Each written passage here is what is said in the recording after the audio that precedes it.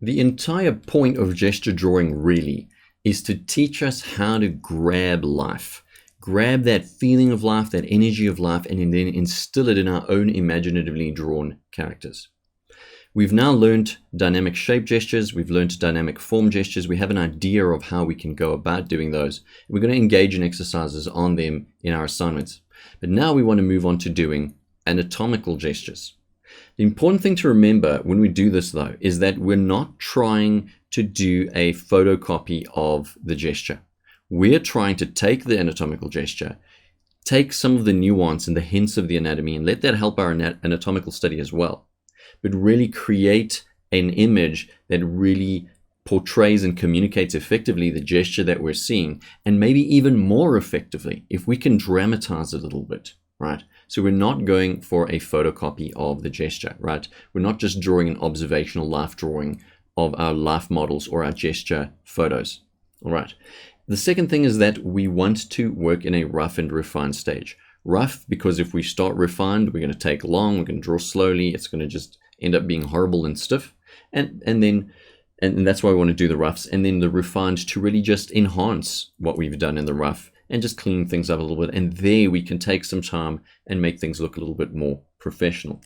So I'm going to start here on a rough layer that I have, and then I'll work on a refined afterwards. If you're on paper, you'll do your rough, and then you will just kind of erase it with a kneaded eraser, and then go into your refined drawing.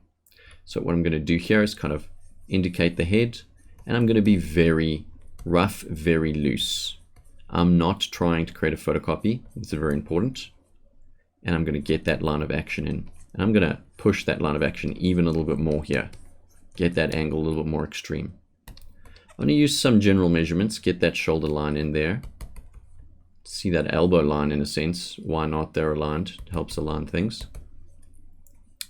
And let's get that pelvic line in. Something like this. Something like that. All right. Just helps to lay out elements.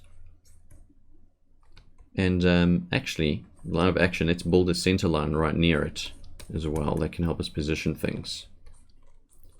And I'm going to get this form in and really have that dynamic feeling going through. And so I'm going to mix up, while I'm doing this, I'm going to mix up my shape and form. Dynamic form and dynamic shape gestures. Mix them up, and she has actually a very long stomach area. Now that I look at that. And keep things loose and keep things dynamic. Let's get those dynamic shapes in there. Draw a leg here. Just check that knee line is relatively right. Just trying to keep the proportions going smoothly here. And drawing in that front leg dynamic shape, dynamic form, and we'll get that foot in there very much like that. All right. And a key thing as well is just be very quick about it. Be quick. Draw quickly. If you draw slowly, you will fall into the trap of things starting to look stiff. And that is probably one of the worst things that could happen to your work, is that it is stiff and just lacks the dynamism, lacks that dynamic feel. And here I'm copying the shape of this contour here, just so that it looks a little bit more correct. But I want to keep dynamism as a forefront. So if that leg's doing that, this one is doing the opposite thing, the very opposite thing. All right. Coming in here, I'm going to make this more extreme. This crunch happening here, I'm going to make it a little bit more extreme. You can get that breast shape in a little bit there. And here I'm going to follow the kind of indication of the skin going over my sphere of my stomach, going down into that pelvis area. I want to keep things nice and dynamic. Let's get these arms. Clearly this lower arm is doing that, so it has that directionality to it. So the upper arm will be doing something like that. And I'm going to really push those angles more. And pushing them is really a lot of what it is about that we're doing here, right? We want to push things, we want drama. And interest. Drama gives us that visual interest. Right, and this shape is something like that. And do you see how when we're pushing it, we get that feeling of life in just the simple drawing of it? I'm not going to over detail the hand here, just kind of copy the shape a little bit. That's okay. Get the general feeling going. Let's just see the angle of her head is very much something like this. Her eye line is something like that. Just get that general tilt of her head in. And then we're going to draw in her hair. It's not necessary. And get that neckline in. And really capture those forms. And so what I'm going to do, and really capture that dynamism, sorry, that's what I meant to say, more of the dynamism. Okay, let's just get her little clavicle line in there, that little indentation that joins her collarbone. Help us calculate this other breast position, so more like here. And then the muscle actually goes up there, something like that. And we can draw in this, just this very basic shape here for the bra section. To keep the heights the same.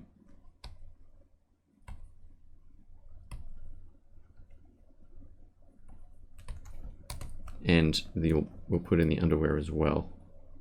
It's around here. Keeping in mind contouring that shape.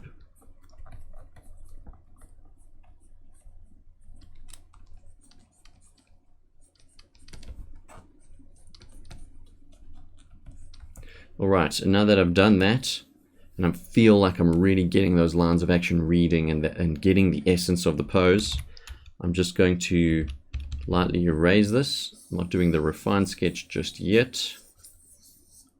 Just going to lighten that up. I'm going to come in here, and now I'm going to just kind of get the anatomy a little bit more dynamic, using the hints from the reference material just to place things. I'm not going to over detail her head there. Get the bend of the arms in. So for example, stuff I'll take is like here, I'm taking the elbow. And I'll borrow some of these angles from the hand. And notice how fast I'm being and how loose I'm being. Now I've said that this is curving that way, but I actually feel upon closer inspection, no, let me just think about this. It's curving that way. Yeah, this is actually curving more like that. So I just put my opposing curves in incorrectly there, no big deal. Just correct it.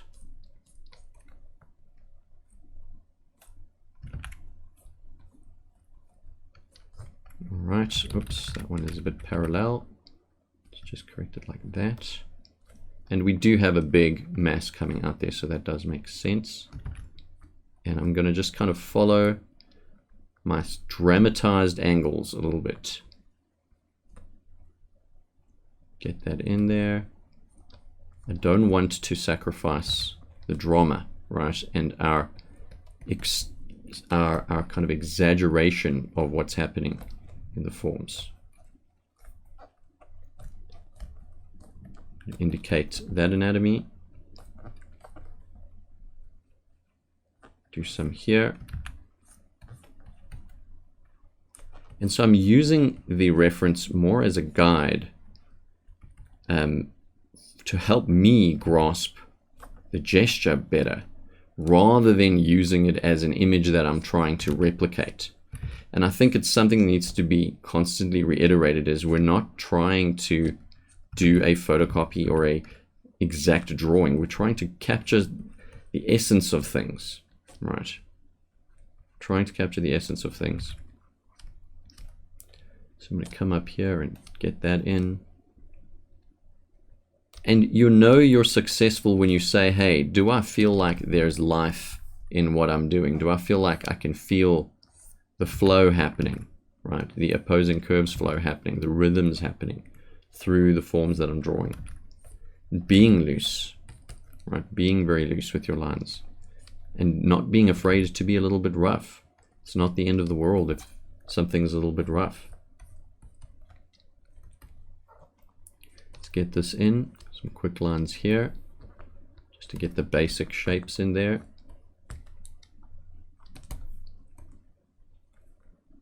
And let's put in that shoulder muscle that's clearly being indicated at that section. All right, another muscle there, muscle line. And I'm going to indicate the navel as well. Put that in there and just feel out. Do I feel like I've pushed the pose enough? All right. Just want to have pushed it enough. I'm not trying to create a photocopy once again. All right. And we'll just make her head just a little bit bigger at the back area. All right. And once that's done, can then just lower the opacity here or do an erasing. Go to my refined layer, or simply could just draw it on top. And I'll come in now and just really get the lines that I want in as loosely and as freely as possible. And I'm not even really using the reference much when I do this. I'm just kind of making sure that as I look at these forms, I'm being loose and I'm being gestural and trying to just get that energy and not lose it, and have the same energy in my arm constantly working, right? In my arm, in my wrist as I'm drawing.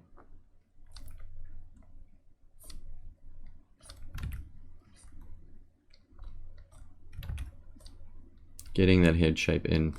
And I do have an example for you, which I will show you shortly, of what it shouldn't look like, right? What these really shouldn't end up looking like.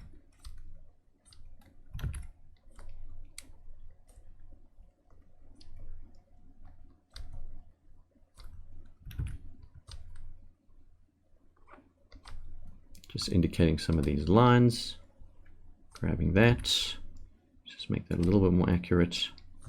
I can put some line weights where I feel I need them as I do this. Usually I do line weighting at the end, even when I'm doing my artworks. I will just do all the lines that I need and then do the line weights at the end just to enhance the drawing.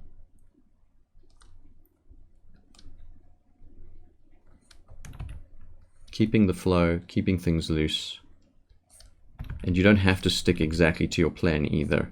So if you have some deviations where you're thinking, hey, you know, this would be much more dramatic if I bent, say in this example, maybe I bent the leg a little bit more, it would add to the drama and enhance the gesture a little bit more, then I would say do it, right? Ultimately, you want a natural feeling piece, not over detailing the hands or the feet. Something to keep in mind. So here we're using all that knowledge of the dynamic forms, the dynamic shapes, and also drawing loosely, having dynamic lines, right? Lines that have directionality. Using opposing curves theory there. And literally I was just going this curve, that curve, this curve, that curve. I wasn't overthinking the anatomy of it. Being loose with the lines. Put that line like that. And I'll enhance this overlap here with the darker line. Let's just have it taper a little bit more. Put in the navel. We can indicate some of these anatomical lines just for effect. So the rib cage over there, a little bit of a rib cage. And let's just finish off this basic hand shape here. I'm just kind of indicating these details. And relatively speaking, this is something we want to end up with. Not too many crazy details, but definitely feeling the flow of the pose, having things loose, having things natural. And if we want to tidy it up a little bit more, we can come in and line weight things that are overlapping. But the key thing, and this is really what I want you to remember, is your goal is, how can I best capture the feeling of life? We're not interested really in recreating an exact copy of something. No, we want to steal all the best things from reality and use it in our imaginative pieces. And that's really what we're doing. That's really what we want to learn about and do here. All right, and that would be a completed anatomy gesture drawing where we're really grabbing things and pushing things and just trying to capture that gesture. Now, let me show you an example. I did an example of what this shouldn't look like. All right, it shouldn't look like something like this that is trying to be the exact representation of the gestural pose or the gestural reference that you're using, right? That is not what we're trying to do.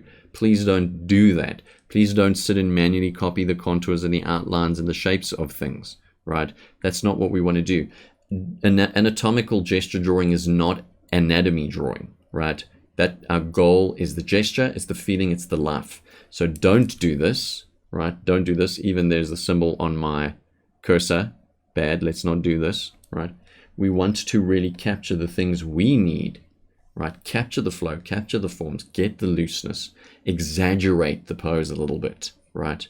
And learn how to actively take what we want from the gesture so that we can then implement it into our own work. Let's move on to the next lesson.